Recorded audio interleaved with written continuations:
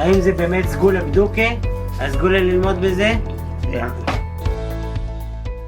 Erev Tov and good evening, everyone. We're in the Zera Shimshon on Parshas Va'eschanan, and we're doing Os Yud. That's section number 10.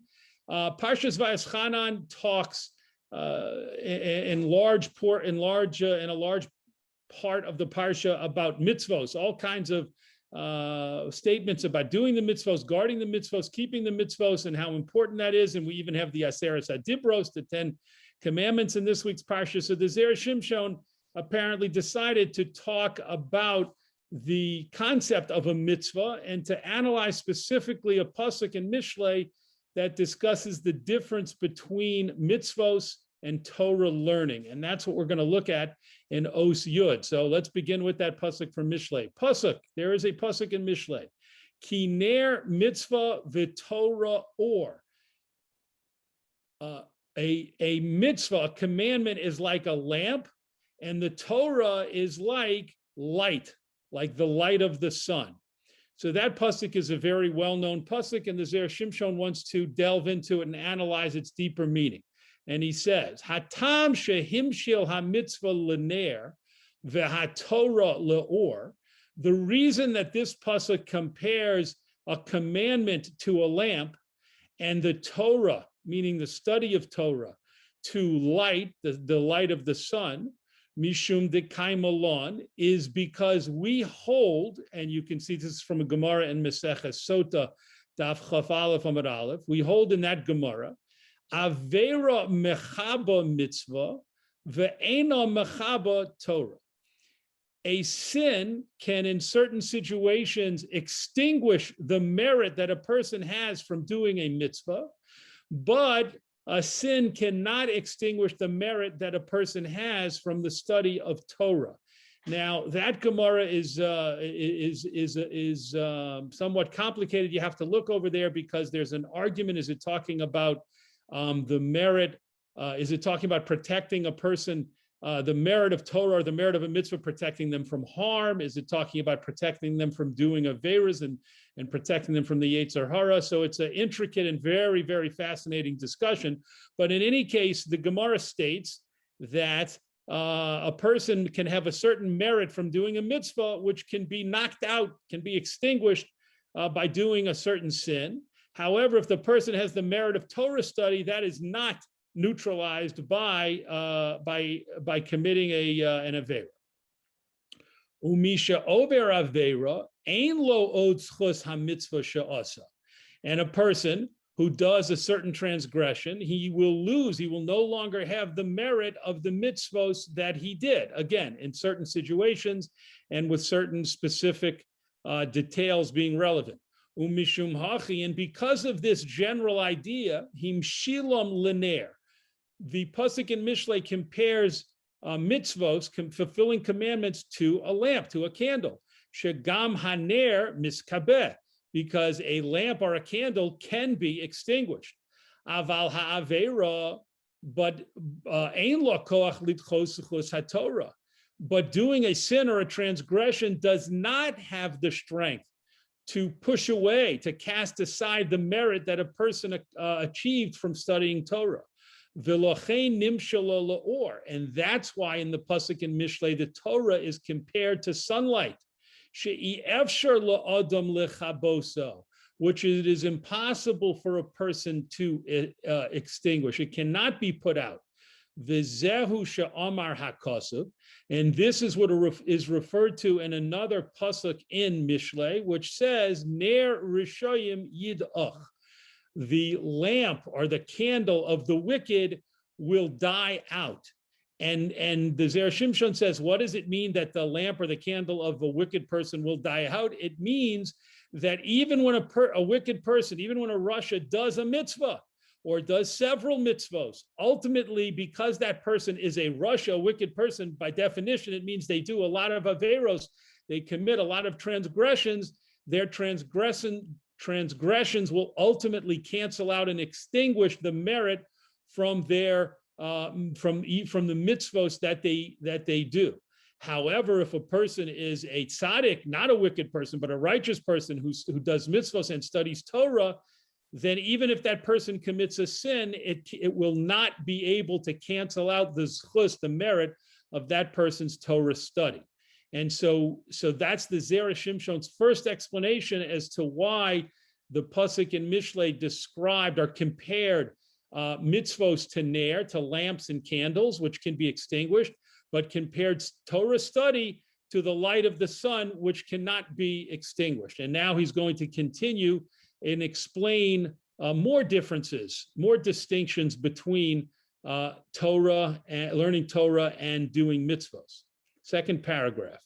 Ve'od himshil ha-mitzvah l'ner, and another reason that the pasuk in Mishlei compared fulfilling a mitzvah to being like a lamp or a candle, lefi shehaner eino nidlak balayla b'chol hachadorim, because at night candles are not lit in all rooms, ub'chol hamakomos, and in all of the places of the house. Rak b'makom shebnei adam mishtamshim bo, only in those places that a person, the rooms and the areas of the house that a person is using. And according to the need that people have, in that specific place, right? So it's nighttime now, and you can think about your own home and look around, and you're going to have places and rooms that are lit up with lights, and you're going to have other places that are dark if no one's in a room. Hopefully they remembered to turn off the lights, and it's going to be dark there. And that's exactly what the Zera Shimshon is saying is the normal practice. That's how lights and lamps and candles work. We only put them on and turn them on and light them in places where we need them. V'chein ha-mitzvos, and so too commandments. Eina muteles hachova al kol adam lekaima b'shaveh. Mitzvos are not obligatory on people, on all people, equally at all, b'chol eis, at all times, uzman, uv'chol makom, in every situation, in every time, and in every place. That's not how mitzvos work. They're very situational. They don't apply universally to all people at all times. Shaharei, because behold, misha noled lo ben, if someone gives birth to a son, muchuyav ba'osa ha-mitzvah ba'oso hayom. The father of that child is obligated to give the son a bris milah at a specific time on the 8th day, and because of that, and because of that specific situation, velo ha'acherim, and not other people, right? Your neighbor is not supposed to, as close as you might be to your neighbors, they're not supposed to come over and circumcise your son. It's the family who had the son. It's their mitzvah to arrange the bris milah, and it's the mitzvah specifically placed on the father to give the child, to give the baby a circumcision. V'chein pidyon haben. Another example would be the mitzvah of pidyon haben, redeeming a firstborn son. Umisha yeshlo bayis miyuchad lasos makeh, and only someone who has a house, who has recently built or purchased a home, has the mitzvah to put up a ma'akeh, a boundary, a gate, a fence, I should say, around the roof of the home. If the roof of your home is accessible and people can gain access to it, you have an Torah obligation to put a ma'akeh, a boundary or fence around the top, so that, God forbid, if a person goes up there, he or she will not fall off. That only applies to a person who has recently bought and owns a home or built a home.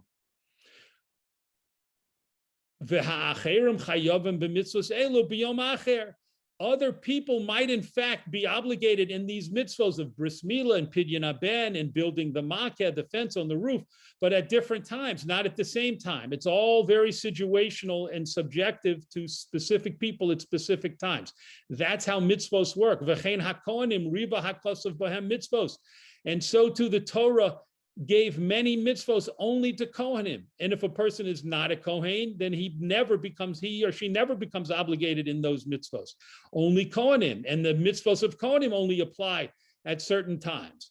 V'chein mitzvos chalitza v'yibum. And so to another example, the mitzvah of performing either chalitza or yibum would only apply to a man if his brother died while never having children with his wife. Then at that point, he would have the mitzvah to do either yibum or chalitza with his sister-in-law who has been widowed. That only applies in very specific circumstances. The kama mitzvos hatluyos ba'aretz, and so too all of the mitzvos that are dependent upon living in Eretz Yisrael don't apply at all to people who do not live in Eretz Yisrael. So the Zera Shimshon has given us many examples to prove his point, to support his point that mitzvos are situational and they only apply at certain times and under certain circumstances to certain people. Umishum hachi domos mamash lener. And because of this fact, mitzvos, commandments, fulfilling mitzvos are very comparable. It's a very apt comparison to that the Pasuk in Mishlei compares them to lamps and candles, which are only used, as the Zera Shimshon said at the beginning of this paragraph, in certain places where they're needed, not just generally everywhere and not at all times. Aval ha'or, but the light of the sun, me'ira l'chol ha'olam kulo b'shaveh. It gives light to the entire world equally. V'chein chovas haTorah muteles al kol echad miYisrael. And similarly, the obligation to study Torah applies to all of Yisrael. V'chol echad bodek ad mokum sheyado magaas. And every person is obligated to study up until the place where his hand reaches. That means according to his abilities and capacities. Im b'mikra, if it's within Tanakh. Im b'mishnah, if it's learning Mishnah. O b'gemara, or learning Gemara. Whatever a person is able to learn, that person has an obligation to learn. But the general basic mitzvah of Talmud Torah applies across the board at all times. Ukeshem shebener matzinu, and just like regarding a lamp, we find sha'af al pi shener le'echad ner le'meya, even though we have a statement, and this comes from a Gemara Masechah Shabbos, even though we have a well-known statement that says a candle for one person can also serve as a candle for 100 people. If one person is in a dark room and lights a candle, it would provide light for that person. And however many people come into the room or are standing in the dark room, it will also provide light for them. You could have 100 people in the room, the Gemara says, and that lighting the candle, one person lighting a candle, even if he just wants to light it for himself or herself, will provide light for everyone in the room. Mikol Makam, nevertheless, Misha who karav lo, the person who is closest to the candle, nehene mimenu, yoser, he or she will benefit from the candle more than people who are more distant or farther away. Kacha mitzvah, so too when it comes to commandments, which are similar, which are being compared to lamps and candles, tzarich la'asoso b'kavana re'uya. A person has to perform the mitzvah and do the mitzvah with the proper kavanah, with the proper intent. V'azhi me'ira kamoner. And then the mitzvah can be said to illuminate that person just like a lamp or a candle. Shemi sheyeshlo ba'osa mitzvah kavanah yisera. Because a person who does a certain specific mitzvah, fulfills a certain commandment with a higher level of the proper intent, al ha'acherim, on compared to other people, ha'osim osa, who are also doing the same mitzvah, hu miskarev yoser lamakom hakedusha. The person with the more intense and the higher level of the proper kavanah, the proper intentions and focus, will become closer to the holy place created by doing this mitzvah, the holy space, so to speak, created by doing the mitzvah. V'oseh tikun v'yichud yoser. And this person will have done a repair and a unification, more nifla, yoser nifla meha'acherim, more wondrous than other people. So the Zera Shimshon says another way in which mitzvos can be compared to lamps and candles is that they're very subjective based on the kavanah of the people. And you might have, let's just say you have 5 people in a room all doing the exact same mitzvah. Nonetheless, some of them will be considered closer to the mitzvah and some will be considered farther from the mitzvah based on the kavanos, the intentions and focus that and thoughts that they have while doing the mitzvah. Just like if you have 5 people in a room and someone lights a candle, the people closest to the candle will benefit from the light more than the people in the back, farther away from the candle. So the Zera Shimshon has expanded his comparisons of the mitzvos to the ner and the candles. V'hatam shebemitzvah hikdim ner lemitzvah. And the reason that in the pasuk the word ner was placed before the word mitzvah, uvetorah hikdim Torah lo'or, and regarding the Torah, the word Torah was placed before the word or, before the word light. Remember, the pasuk said, ki ner mitzvah v'torah or. So the word ner was placed before mitzvah, but when it came to the Torah, the word Torah was placed before or, which is the reverse order. V'lo kasav, and the pasuk in Mishlei did not write ki ner mitzvah ve'or Torah, that a candle is a commandment and the light is the Torah. Inami, or alternatively, the pasuk also did not write ki mitzvah ner v'torah or, that a commandment is a lamp and the Torah is the light. Either of those options would have been more consistent, but rather the pasuk in Mishlei wrote the words in an inconsistent fashion by choosing to put the word mitzvah before the word ner, but then putting the word Torah before the word or. I'm sorry, I said that wrong. The word ner appears before the word mitzvah. Ner comes before mitzvah. The source of the light comes before the word commandment. However, the Torah, which is the mitzvah, comes before the word or, which is the source of the light. And so we see that it's in a kind of inconsistent or even reverse order. So the Zera Shimshon says, why did the pasuk do that? Yesh lomar, we can say, lefisha b'mitzvah tzarech shetakdim hakavona lemase hamitzvah. When it comes to doing a mitzvah, a person must have the proper kavona before doing the mitzvah. V'akavona sheyesh lo la'adam b'tchilas hamitzvah, and the intentions that a person has when he or she begins doing the mitzvah, he atzma hakavana, it is the same intent sheyesh lo ad sof gemar hamitzvah, that the person will have in mind until the person completes doing the mitzvah. Omnam, however, but Torah eino kain. When it comes to the Torah, this is not the case. That when it comes to the study of Torah, it doesn't work this way. Ki ha'adam koreh v'lomed, because a person reads the words and afterwards begins to learn and understand what they mean. V'ligros inish v'hodar lisbir. And this is a quote from a Gemara, a quote from Chazal.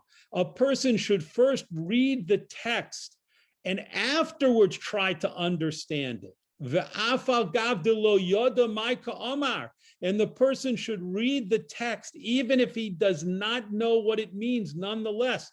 If a person is, again, learning a pasuk in Chumash or a pasuk in Nach, if they're learning a Mishnah, if they're learning a Gemara, whatever a person is learning that comes from the corpus, from the entity of Torah, of Talmud Torah, of study of Torah, then that person has a mitzvah and accomplishes the mitzvah as soon as they begin reading, even if they don't understand the words.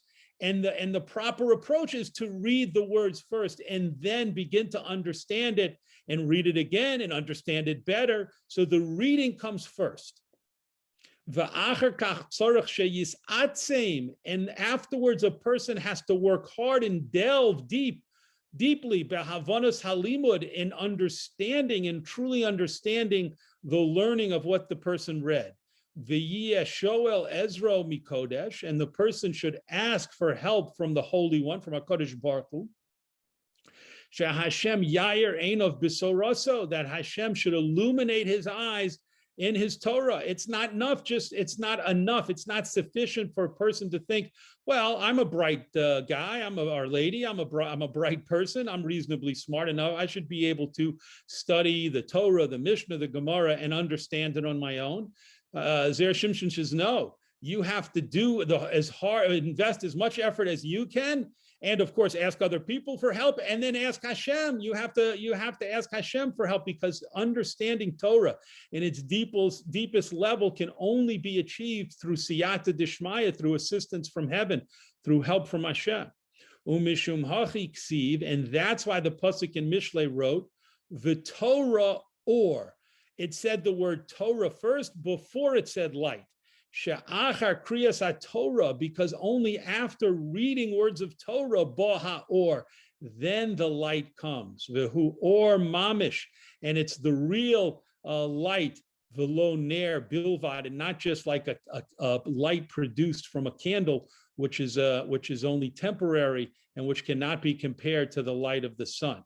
V'chein ksiv, and so the Zera Shimshon concludes, we see in a pasuk in Tehillim which says, Gal einai, uncover or unveil my eyes, ve'abita, and I will see, niflaos, wonders, mitorasecha, from your Torah. So David HaMelech says to Hashem, I'm studying Torah, I'm reading the words as best to the best of my ability, I'm reading and repeating and trying to understand things, but Hashem, only with your help in uncovering my eyes, so to speak, can I truly see and plumb the depths of the wonders of your Torah. So first we read and study as hard as we can, only later comes the understanding. And that's why the word Torah comes before the word or. However, when it comes to do a mitzvah, it's just the opposite. First, we have to have the proper kavanah, the proper intent, before we begin doing the mitzvah. So we say ner mitzvah.